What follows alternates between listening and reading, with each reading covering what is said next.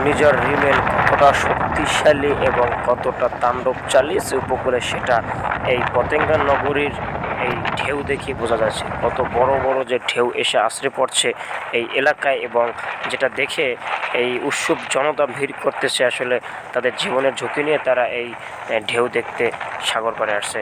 দর্শক, সারা দেশে ব্যাপক পরিমাণে তাণ্ডব চালিয়েছে ঘূর্ণিঝড় রিমেল, যেটা আগামী গেছে 30 বছরেও দেশের মানুষ এরকমের ঘূর্ণিঝড় দেখে নাই। সিডরের যে ক্ষয়ক্ষতি বা সিডরে যে তাণ্ডব চালিয়েছে তার থেকেও মনে হয় যে কম নয় এই ঘূর্ণিঝড় রিমেল।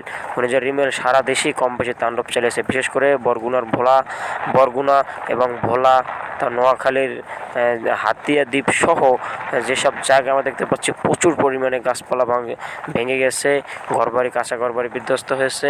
এবং বিশেষ করে জলাবদ্ধতা চট্টগ্রামে দেখছি আমরা, রাতভর বৃষ্টিতে সারা চট্টগ্রাম আসলে জলাবদ্ধতায়, এবং ঢাকারও অনেক নগরীতে জলাবদ্ধতা হয়েছে। তবে ঢাকা এবং চট্টগ্রাম বৃষ্টির পানিতে জলাবদ্ধতা হয়েছে, বৃষ্টির পানিতে তলিয়ে গেছে।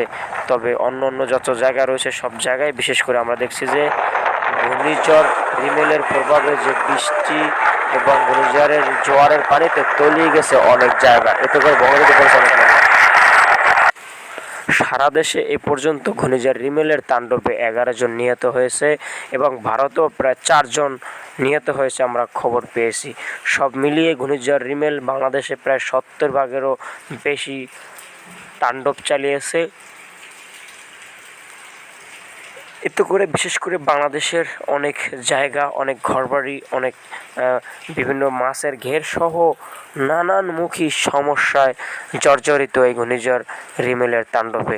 কোটি কোটি টাকার মালামাল ক্ষতিগ্রস্ত হয়েছে, এবং ঘরবাড়ি ভাসিয়ে নিয়ে গেছে ঘূর্ণিঝড় রিমেলের যে জোয়ারের পানিতে অনেক জায়গা প্লাবিত হয়েছে। বরগুনা, পাথরঘাটা, পিরোজপুর, এমনকি বাদ যায়নি বাগেরহাটের ভোলা এবং ভোলার বিভিন্ন জায়গা সহ আসলে চট্টগ্রামের বিভিন্ন জায়গা প্লাবিত হয়েছে বৃষ্টির পানিতে। সব মিলিয়ে দেশের বিভিন্ন প্রান্তে ঘূর্ণিঝড় রিমেলের প্রভাবে হাজার হাজার মানুষ, প্রায় 1.5 কোটির মানুষ আসলে ক্ষতিগ্রস্ত হয়েছে ঘূর্ণিঝড় রিমেলের ফলে।